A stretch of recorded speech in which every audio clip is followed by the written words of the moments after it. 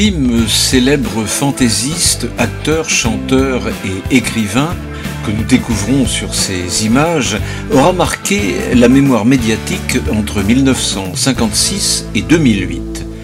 Connu pour ses parodies et déguisements en femme, Sim incarne la très célèbre baronne de la Tronchambier.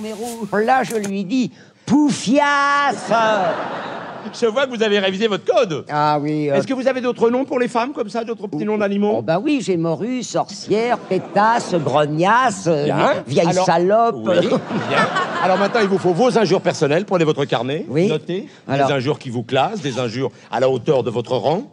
Vous notez. Alors attendez 2 secondes, s'il vous plaît, allez-y. Cul d'oursin. Cul d'oursin. Cul d'oursin. Au pluriel. Au pluriel. Cul d'oursin. Pédale sourde. Pédale sourde. Et fesses de moule. Oh bah ça j'adore. Au pluriel. Fesses de moule. Voilà. Avant toutes ces parodies, Sim débute curieusement sa carrière à Rennes comme projectionniste au cinéma Le Royal, un cinéma qui était aussi une scène de music-hall pour les vedettes de passage dans la capitale bretonne. Après les projections, Sim s'exerce à chanter, imiter et bruiter avec la sonorisation. Un jour il me prendra, plus personne veut me prendre maintenant.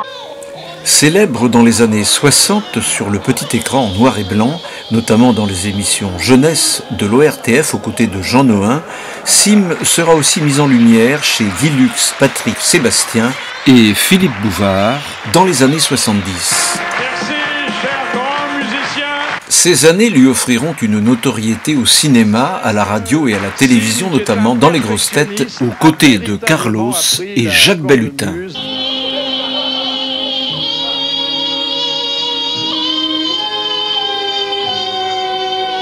Retour le 2 avril 1968 à Rennes, où Sim m'accorde un petit entretien avant son spectacle au cinéma Le Royal, où il s'affiche en vedette après avoir été dans les années 50 le projectionniste officiel.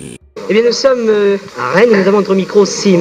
Alors Sim, je vous avais déjà interviewé au festival 1965 de variété. Ah, je vous reconnais. Et je vous avais demandé qu'est-ce que vous pensez de votre métier de clown fantaisiste. Et vous m'aviez dit que clown ne convenait pas tellement pour votre métier. Alors qu'est-ce que vous en pensez finalement? De quoi, dans du mot clown? Du mot clown et de... Ah non, non, je dis une chose, c'est le mot clown, le clown c'est une chose extraordinaire. Être clown, c'est formidable. Oui. C'est formidable. Mais un clown, si vous avez une définition à apporter au mot clown, Oui. Le clown est un monsieur qui se maquille, qui a un faux nez, il a les yeux qui pleurent, il a une perruque qui tourne, et clown, c'est un mot anglais, bien sûr, vous le savez, et c'est un genre bien spécial. Je crois que vous venez ce soir au Royal. Vous avez débuté au Royal. Alors comment ça s'était passé exactement? Très mal. C'est-à-dire C'est-à-dire qu'ils m'ont foutu à la porte et en me disant tu ne remettras jamais les pieds au Royal. Alors j'y vais peut-être bien, mais un jour j'y reviendrai peut-être aussi.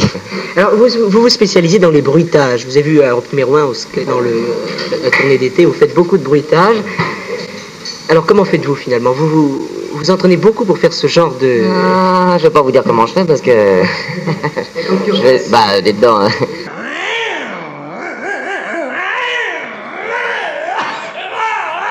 Continuez, je m'étouffe. Inquiétant. Ah, pardon. Nous vous avons vu à la télévision dans l'émission de Jonin, Frigoli 2. Là, vous aviez un petit truc à vous. Vous aviez la moitié du visage en femme et la moitié du visage en homme. Alors, est-ce que c'est de vous, ce petit truc-là? Ah oui.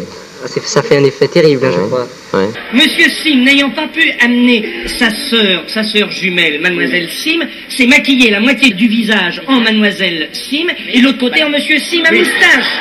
Voilà. Et il va chanter avec les deux voix. On n'a pas dit un duo simiesque, on a dit un duo à deux. À deux, il fait les deux voix.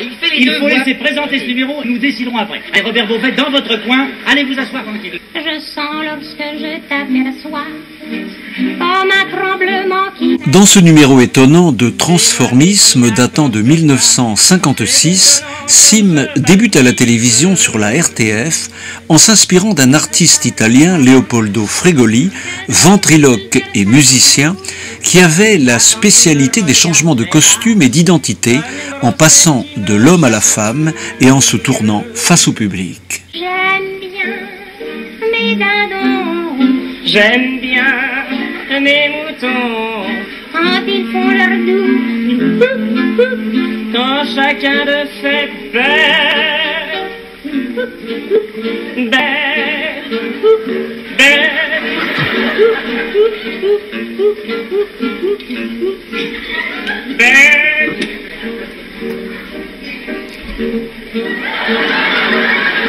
Et comment faites-vous pour faire ces... Je ne sais pas, je voudrais vous demander que vous imitiez un petit peu une voix, je sais pas, une voix de femme par exemple, qu'est-ce que ça donnerait? Ah, il faut que le... Alors combien vous... Le cachet, il faut signer un contrat avant, hein? Alors, vous savez, là maintenant, je le fais jamais ça, mais je vais le faire ce soir parce que vous êtes sympa et que vous avez besoin d'encouragement. Oui. Le jour où vous serez grand journaliste, vous me ferez des grands articles. Ah voilà. Hein? Et ben voilà, je fais comme ça. Ah, là c'est très mauvais parce qu'il est 5 heures. Alors j'ai tendance à avoir la voix qui mue, n'est-ce pas, voyez-vous? Bon, je vais me taper un petit coup de bière. Voilà. Et ben ça va mieux, nettement mieux. Vous avez aussi la spécialité des bruitages, je parlais. Alors vous faites les bruits de train. Alors, vous êtes aussi, on vous qualifie un peu le champion du micro. Qu'est-ce que vous en pensez? Rien. J'en pense rien. J'en pense rien. On dit de quelqu'un qu'il est un champion, c'est difficile à lui-même de dire si c'est vrai ou non. Parce qu'on est tous plus ou moins modestes, bien entendu. Alors, il est difficile de dire d'accord, je suis un champion. Moi, je pense pas que je sois un champion. C'est une combine que j'ai. Vous avez un micro là dans la main. Vous pouvez très bien essayer de faire des bruits comme je le fais moi-même. Ah oui, c'est assez facile. Est-ce que vous pensez qu'avec une amplification, ça rend beaucoup plus que sur le naturel, sans micro, sans amplification? Ah, bien entendu, oui. Parce que j'utilise beaucoup la déformation de l'amplification. C'est-à-dire que même le micro, l'ampli le plus fidèle, déforme quand même un peu. Là, par exemple, je vais vous faire sans micro, enfin loin du micro. Oui. Je vais essayer de vous faire le chemin de fer. Oui. Ça va rien donner là. Vous allez écouter, après ça va. Non, touchez à rien. Laissez votre potentiomètre tranquille. Là, vous n'entendez rien. Oui. Mais par exemple, maintenant, ça va être beaucoup mieux.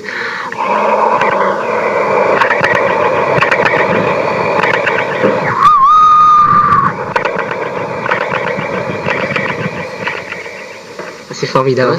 Et quels sont vos projets maintenant avec tous ces bruitages-là? Aller à la pêche à la ligne. Ou devenir président de la République. Ah bon? Mais les deux sont incompatibles, alors je préfère rester artiste. Très bien, merci beaucoup Sim. Au revoir, merci. Au revoir. Parmi les dernières traces de Sim à Rennes, sa ville de jeunesse, découvrons son pressing acheté en 1970 dans le quartier du Colombier, qui fonctionnera jusqu'en 2011. Et puis l'entrée du cinéma Le Royal, aujourd'hui abandonné, où il a fait ses premières armes comme projectionniste, avant d'y revenir en vedette en avril 1968. Mais restons sur l'une de ces histoires drôles qui lui est arrivée en avion avec Jean Nohain. Je prends un avion pour aller à Deauville, un petit avion pilote d'avion école, quoi, à double commande. Et le père Nohain s'endort derrière, puisqu'il avait toujours sommeil quand il voyageait. Et puis je dis au pilote qui conduisait, je vais faire une blague à Nohain, est-ce que vous pouvez pas faire le gars qui vient d'avoir un malaise? Et le pilote s'affale comme ça, il fait... Et moi je prends les commandes, je réveille Jean Nohain, je fais Jaboun, nom de Dieu, regardez le pilote. Et Nohain fait, qu'est-ce que c'est? Qu'est-ce qui se passe? J'ai dit, je conduis l'avion, et j'ai dit, c'est vous qui pilotez? Oh mon Dieu, où est le téléphone? Alors il cherche partout. Faut appeler le téléphone, appelez. Il dit, vous savez pas piloter? J'ai dit, non, pas du tout. Alors dans ce cas-là, je vous donne l'ordre d'atterrir tout de suite.